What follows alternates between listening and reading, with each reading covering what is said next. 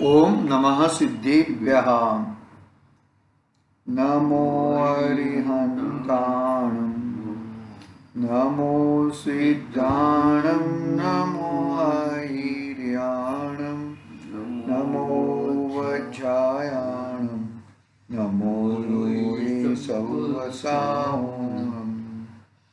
मंगलम भगवान वीरो मंगलम गौतमो गणी मंगलम कुंद कुंदार्यो जयोस्तु मंगलम सर्वमंगल्य मंगल्यम सर्वकल्याणकारकं प्रधानं सर्वधर्माणां जैनं जयतु शासनं जयतु शासनम्। नमः श्रीवर्धमानाय निर्दोष्मकलिलात्मने सालोकानं त्रिलोकानं यद्यादर्पणयति चेतिले चेतन चेत्याविना किम चालसि।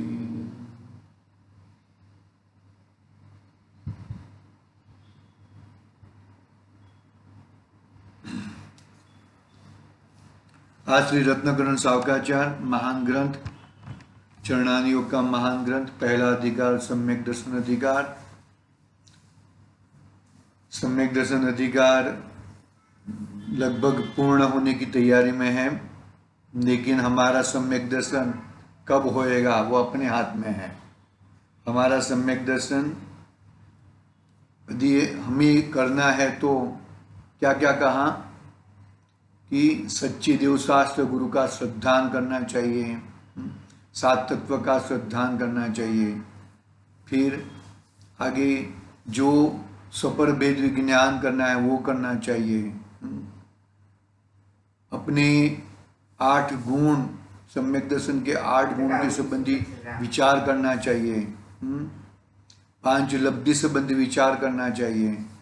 5 लब्धि में करण लब्धि का अंतिम जो है अनिवृत्तिकरण लब्धि, उसके पश्चात ही सम्यक्त्व की प्राप्ति होती है। फिर सम्यक्त्व की प्राप्ति के बाद जीव कहाँ कहाँ जा सकता है, कहाँ नहीं जा सकता है, कौन से भाव में जा सकता है, कौन से भाव में नहीं जा सकता है, वो सब बातें कही। फिर सम्यक दृष्टि जीव 63 तला का पुरुषों में भी जन्म ले सकता है, उत्तरोत्तर तीर्थंकर नाम कर्म का भी उदय हो सकता है। सम्यक दृष्टि के कर्म जो कार्य होते हैं वो निर्जरा के लिए होते हैं, वो नए कर्म नहीं बनते, और फिर जो कर्म उदय में आए तो उसमें जुड़ता नहीं है, नहीं जुड़ने के कारण नए कर्म नहीं बनते, और कर्म का जो पूर्व में बांधे हुए कर्म का थोक एक दिन नाश हो जाता है, और उसी कारण वो जीव मोक्ष को प्राप्त करता है। यानी कि मोक्ष में प्राप्त होने के, मोक्ष प्राप्त करने के लिए भी सम्यक्त्व की ही जरूरत है, अन्यथा और किसकी जरूरत नहीं है। इस तरह अपना कल 40 नंबर की गाथा पूरी हुई थी और 41 नंबर की गाथा प्रारंभ की थी। वापिस हम पढ़ते हैं 41 नंबर की गाथा कि सम्यक दर्शन अधिकार पूर्ण करते हुए सम्यक दर्शन की महिमा का उपसंहार श्लोक द्वारा कहते हैं। उपसंहार, पूरा उपसंहार करते हैं और उपसंहार के द्वारा सम्यक दर्शन की महिमा ही गाते हैं। बहुत ही महिमा है सम्यक दर्शन की, और वो सम्यक दर्शन हमें प्राप्त करना चाहिए। हमारा जीवन उसके लिए लगाना चाहिए। देखो क्या कहते हैं, देवेंद्र चक्र महिमानम मेयमानम राजेंद्र चक्रम वनीन्द्र शिरो चनीयम धर्मेंद्र चक्रम धरी कृत सर्वलोकम लब्धवा शिवम च जिन भक्ति रूपेति भव्या। क्या कहते हैं इसमें कि किस तरह से कैसे यह जीव अपनी वस्तु को प्राप्त करता है। देखो क्या अर्थ क्या कहा इसमें कि जिनेंद्र परमात्मा के स्वरूप में भक्ति रूप अनुराग जिसे होता है, क्या कहा, जिनेंद्र परमात्मा के स्वरूप में भक्ति रूप अनुराग होता है, वह भव्य सम्यक दृष्टि है।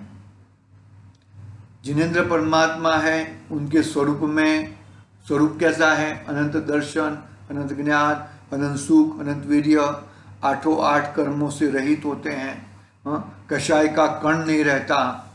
ऐसे जिनेंद्र परमात्मा के स्वरूप में भक्ति रूप अनुराग जिसे होता है, भक्ति पूर्वक जिसे अनुराग होता है, वह भव्य सम्यक दृष्टि है। कौन है वो सम्यक दृष्टि है।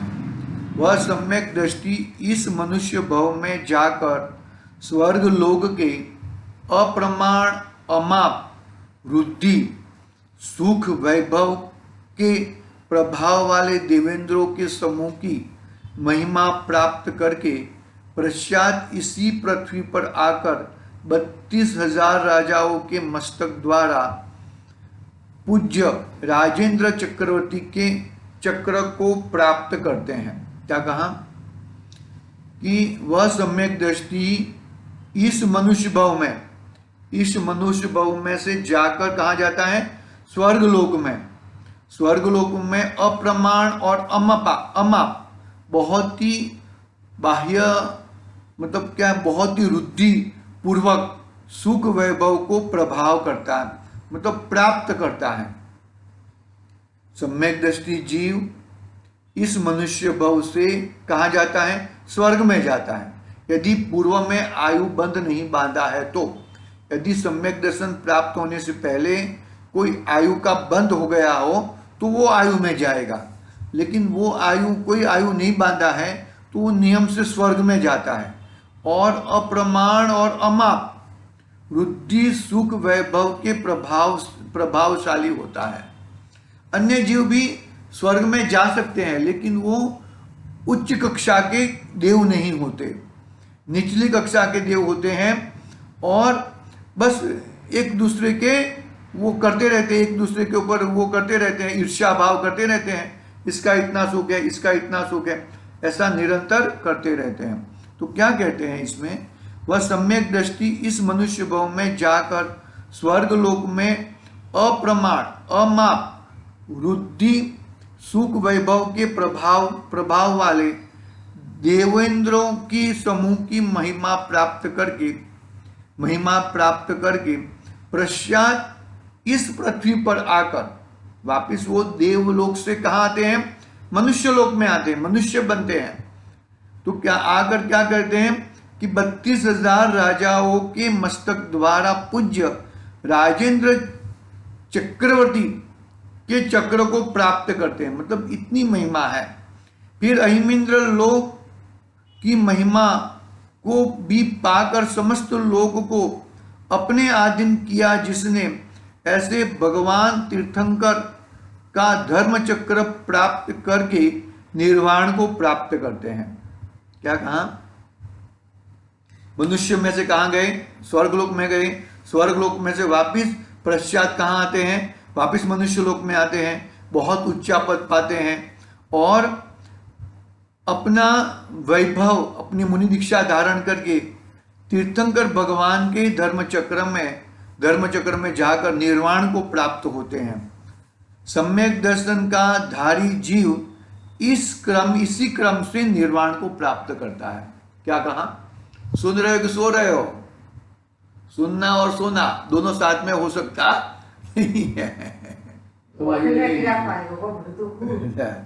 क्या कहा है यहाँ पर कि उत्तरोत्तर सम्यक दृष्टि जीव उत्तरोत्तर कहाँ जाता है, मोक्ष में चला जाता है, मोक्ष अभिलाषा को, मोक्ष को प्राप्त कर लेता है।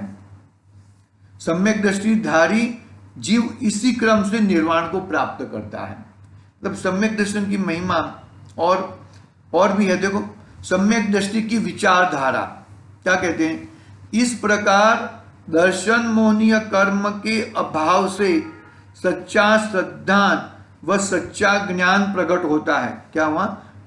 सम्यक दर्शन कैसे प्राप्त होता है कि दर्शन मोहनीय कर्म, मोहनीय कर्म के दो भेद, दर्शन मोहनीय और चारित्र मोहनीय। तो दर्शन मोहनीय कर्म के अभाव से सच्चा श्रद्धा व सच्चा सम्यक ज्ञान प्रकट होता है, तथा अनंतानुबंधी कर्म के अभाव से सम्यक दृष्टि के स्वरूपाचरण चारित्र प्रकट होता है। क्या कहा?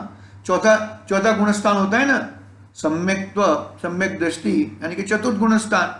तो अनंतानुबंधी कर्म, अनंतानुबंधी कर्म यानी कि कौन से?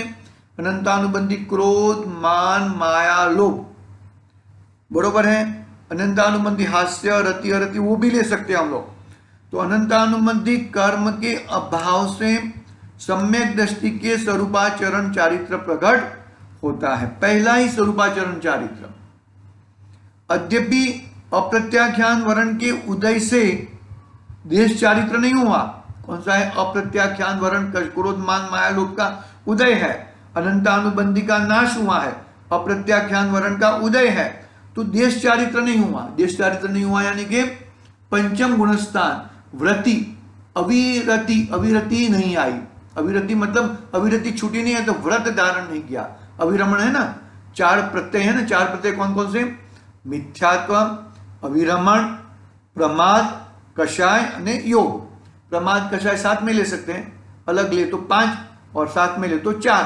तो ये इसमें से पहला कौन सा है? मिथ्या दर्शन चला जाता है। लेकिन अप्रत्याख्यान वर्ण का उदय है तो अविरमण नहीं जाता। तो अविरमण कब जाएगा? कि अप्रत्याख्यान वर्ण का खत्मा होएगा। अप्रत्याख्यान वर्ण क्रोध, मान, माया, लोभ का नाश होने के बाद अविरमण यानी कि अपने अंदर देश चारित्र प्रकट होएगा। देखो क्या कहा? यद्यपि अप्रत्याख्यान वर्ण के उदय से देश चारित्र नहीं हुआ, तथा प्रत्याख्यान वर्ण के उदय से सकल चारित्र प्रकट नहीं हुआ, तथापि सम्यक दर्शन के ऐसा दृढ़ विधि ज्ञान होता है कि शरीर आदि परद्रव्य तथा रागद्वेष आदि कर्म जनित प्रभाव है, अपने ज्ञान दर्शन रूप ज्ञान स्वभाव में ही आत्मबुद्धि करता है। पर्याय में आत्मबुद्धि तो वह स्वप्न में भी नहीं करता। पर्याय में आत्मबुद्धि तो वह स्वप्न में भी नहीं करता। सपना में भी नहीं करता। क्यों नहीं करता? क्योंकि वो मेरी चीज नहीं है, मैं उनसे तद्दन भिन्न हूं।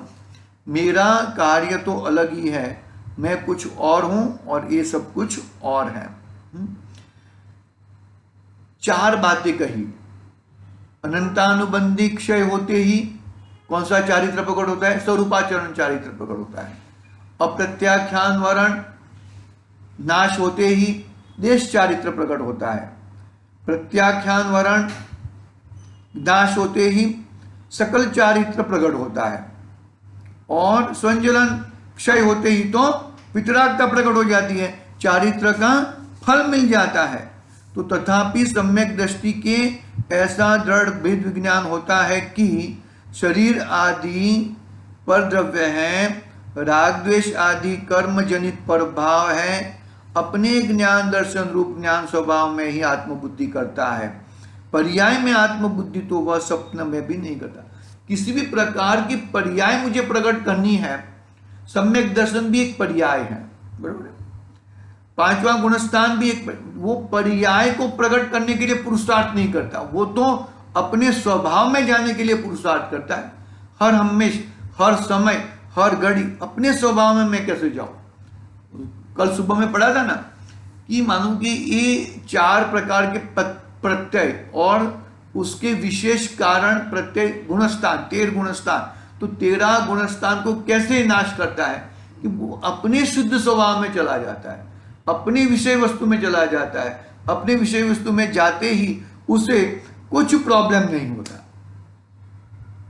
क्या कहा? वापिस पढ़ता हूं मैं यहां पर।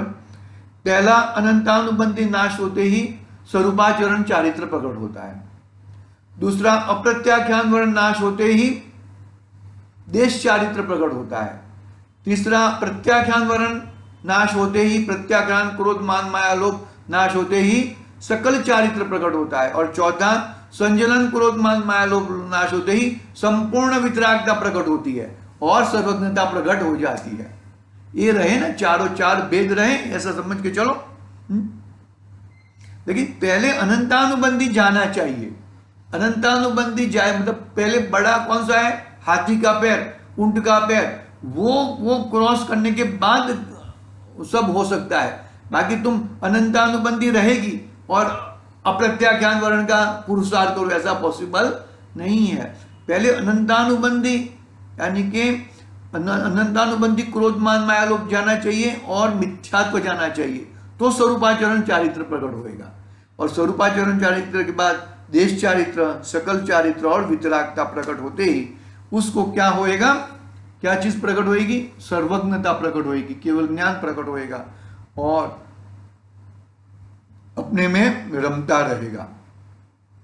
देखो क्या कहा, तथापि सम्यक दृष्टि के ऐसा दृढ़ भेद विज्ञान होता है कि शरीर आदि पर द्रव्य है तथा राग द्वेष आदि कर्मजनित पर भाव है। अपने ज्ञान दर्शन रूप ज्ञान स्वभाव में ही आत्मबुद्धि करता है। पर्याय में आत्मबुद्धि तो वह स्वप्न में भी नहीं करता। मतलब पर्याय बुद्धि, पर्याय दृष्टि वो विनश्वर दृष्टि और द्रव्य दृष्टि वो जिनेश्वर दृष्टि। द्रव्य दृष्टि जिनेश्वर दृष्टि और पर्याय दृष्टि विनश्वर दृष्टि। तो पर्याय प्रकट करना है, लेकिन पर्याय के लक्ष्य से नहीं। पर्याय प्रकट करना है तो किसका लक्ष्य करना पड़ेगा, अरे वो पर्याय का धरनार गुण और वो गुणों का धरनार गुणी, उसको पकड़ना पड़ेगा। ज्ञायक भाव को पकड़ना पड़ेगा, ध्रुव भाव को पकड़ना पड़ेगा, परम परिणामिक भाव को पकड़ना पड़ेगा, तो ही इसका कार्य हो सकता है, तो ही वो पर्याय प्रकट होएगी। बाकी वो पर्याय तो एक समय की है, उसको छूने के लिए जाएगा तब तक वो पर्याय दूसरी पर्याय आ जाएगी। तो वो पर्याय को पर्याय पकड़ के कुछ फायदा नहीं है।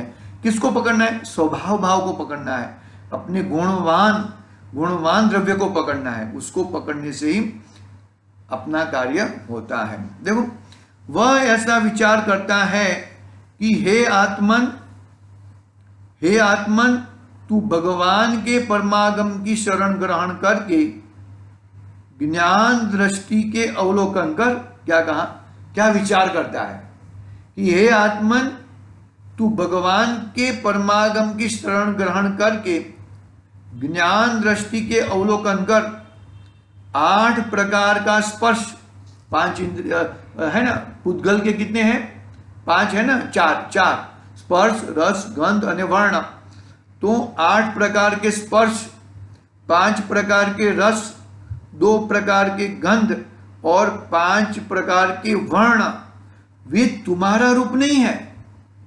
स्पर्श रस गंध और वर्ण वो तो पुद्गल के हैं, वो तुम्हारा रूप नहीं है, ये तो पुद्गल का रूप है। क्रोध मान माया लोभ ये तुम्हारा रूप नहीं है। ज्ञान दृष्टि से देखने पर एक कर्म के उदय जनित विकार दिखाई पड़ते हैं। क्या हुआ, ज्ञान दृष्टि से देखने पर एक कर्म के उदय जनित विकार दिखाई पड़ते हैं। हर्ष, विषाद, मद, मोह, शोक, भय, ग्लानि, काम आदि कर्मजनित विकार है। वे तुम्हारे स्वरूप से भिन्न है। नरक, तिर्यंच, मनुष्य, देव ये 4 गति आत्मा का रूप नहीं है, कर्म के उदय जनित है, विनाशक है। देव मनुष्य आदि तुम्हारा रूप नहीं है। ये मनुष्य नहीं हूं मैं, अरे मनुष्य में तुम्हारा आत्मा आया है। आत्मा जुदा है और मनुष्य जुदा है, वो पकड़ना चाहिए। देखो क्या क्या कहा, बहुत सारी बात, कैसा विचार करता है सम्यक दृष्टि जी कि 5 क्या है, 4 है ना, पुद्गल के स्पर्श रस गंध और वर्ण, उसका वो रूप मेरा नहीं है, वो तो पुद्गल का रूप है, वो रूप मेरा कैसे हो सकता है, वो एक जानता है। 5 इंद्रिय संबंधी भी वो ऐसा ही ज्ञान करता है, ये इंद्रिय तो शरीर प्रमाण है, मैं तो इंद्रियातीत हूं। फिर आगे क्रोध मान माया लोभ ये भी मेरा रूप नहीं है, ये मेरा रूप नहीं है। क्रोध आता है जाता है, आने जाने वाला मेरा रूप नहीं रहता। मान भी ऐसा, माया भी ऐसा, लोभ भी ऐसा, वो मेरा रूप नहीं है। ज्ञान दृष्टि से देखने पर एक कर्म के उदय जनित विकार दिखाई पड़ते हैं। ज्ञान, मैं तो ज्ञान स्वभावी हूं, क्रोध को भी जानने वाला हूं, मान को भी जानने वाला हूं, सबको मैं जानने वाला हूं, करने वाला मैं नहीं हूं। करना करना सो मरना मरना, यानी कि ज्ञान दृष्टि से देखने पर एक कर्म के उदय जनित विकार दिखाई पड़ते हैं। हर्ष, विषाद, मद, मोह आदि जो है ना, वो कर्म जनित आदि विकारी है, वे तुम्हारे स्वरूप से भिन्न है। नरक, तिर्यंच, मनुष्य आदि ये चार गति आत्मा का रूप नहीं है।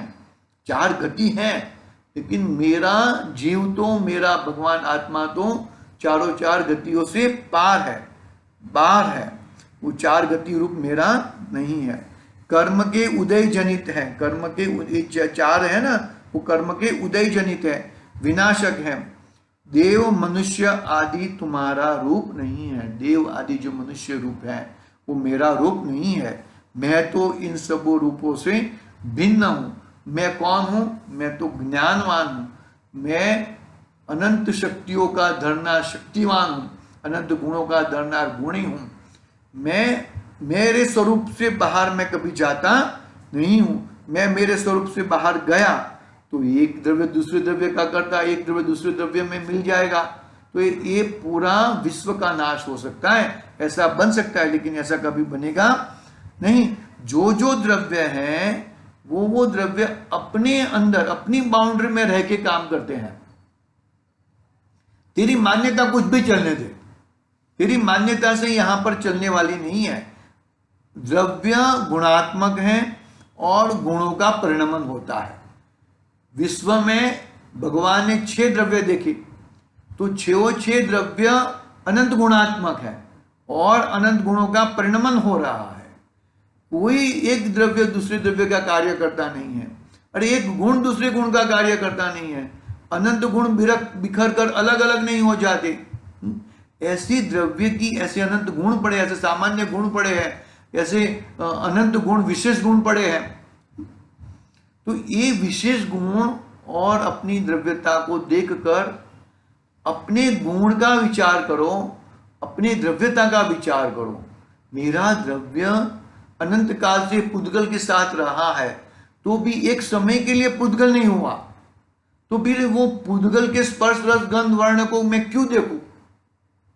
क्रोधादि भाव आत्मा में पैदा होते हैं, लेकिन वो तो विकार भाव है, विभाव भाव है, उससे मुझे दुख होता है, संसार में मैं रखड़ता हूं, तो वो मैं विभाव भाव को क्यों देखूं? मैं तो किसी भी प्रकार के कर्म जनित विकार से मैं तद्दन भिन्न हूं। क्यों भिन्न हूं?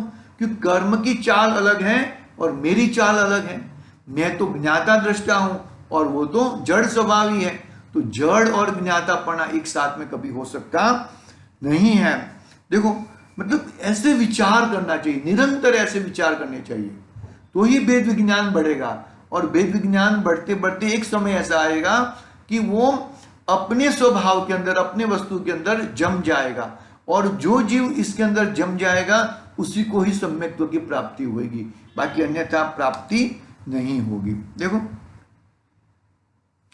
ठीक है, इतना लेते हैं, बाकी का कल लेंगे। एक पैराग्राफ ले लेता हूं, चलो।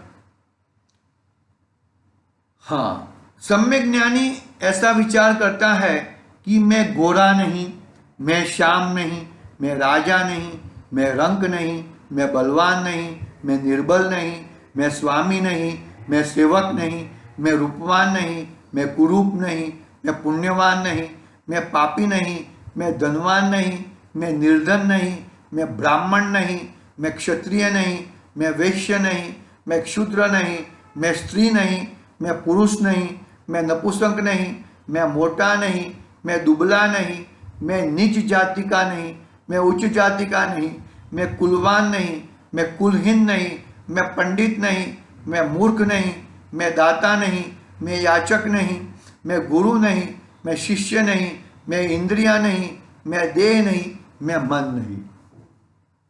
कितनी सारी बातें कही, देखो 15 दो 30, 36 बातें कही। मैं पढ़ लेता हूं यहां पर, 1 2 3 4 5 6 7 8 9 10 11 12 13 14 15 16 17 18 19 20 21 22 23 24 25 26 27 28 29 30 31 32 33 34 35 36, 36 तो 36 गिनाई। लेकिन इससे भी ज्यादा हमें विचारना चाहिए। मैं बोलने वाला नहीं, मैं सुनने वाला नहीं, मैं खाने वाला नहीं, खाना बाना मेरा काम नहीं, बहुत सारी चीज को हम लोग लेके अपना कार्य इतना निरंतर अपना स्वभाव की ओर जाना चाहिए। मैं गोरा नहीं, यानी कि गोरा कौन होता है, वो तो वर्ण है। वर्ण किसका स्वभाव है, पुद्गल द्रव्य का। मैं ये हो सकता नहीं। ऐसे बहुत सारी चीज विचार कर ऐसा विचार करना चाहिए और अपने स्वरूप में जमना चाहिए। ये सभी कर्म के उदय जनित पुद्गल के विकार है। मेरा स्वरूप तो ज्ञाता दृष्टा है, ये रूप आत्मा का नहीं, पुद्गल का नहीं। मुनिपना शुल्लकपना भी पुद्गल का वेश है। लोक हमारा नहीं, ये देश, ये नगर सभी परद्रव्य है। कर्म ने मुझे यहाँ उत्पन्न करा दिया है। मैं किसी क्षेत्र को अपना मान लूं, किस क्षेत्र को अपना मान लूं, अपनेपन का संकल्प करूं। सम्यक दृष्टि ऐसा दृढ़ विचार होता है, ऐसा निरंतर ऐसा विचार करता है।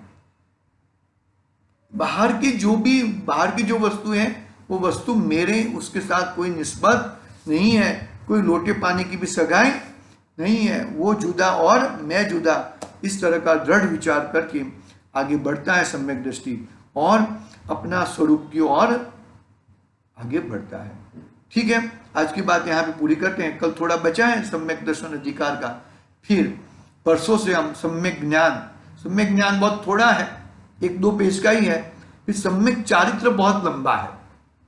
वो नहीं है कल भाषा का। हाँ, सम्यक चारित्र बहुत, क्योंकि देखो अकेला सम्यक दर्शन प्राप्त करके अपना कार्य सदने वाला नहीं है। सम्यक दर्शन के बाद बहुत जिम्मेदारी है, बहुत बड़ी जिम्मेदारी है। सम्यक दर्शन प्राप्त करना अति दुर्लभ है, बरोबर है, इतना इजी नहीं होता। लेकिन सम्यक दर्शन प्राप्त करके भी अपनी पूर्णता प्रकट नहीं होती। अपनी पूर्णता तो चारित्र मोहनीय जब तक पूरा नहीं होएगा तब तक वो कार्य होएगा नहीं। यहां पर तो ये मुनिराज का चारित्र नहीं बताएंगे, यहां पर तो श्रावक का चारित्र बताएंगे। ये तो सावकाचार है ना, ये चरणान योग सावकाचार ग्रंथ है, श्रावक का ग्रंथ है, ये मुनिराज का ग्रंथ नहीं है, ये अपने जैसे श्रावकों का ग्रंथ है। हम किस तरह आगे बढ़ेंगे, ऐसी मंगल भावना से आज की बातें आगे पूरी करते हैं। ओम नमः सिद्धेभ्यः निज निधि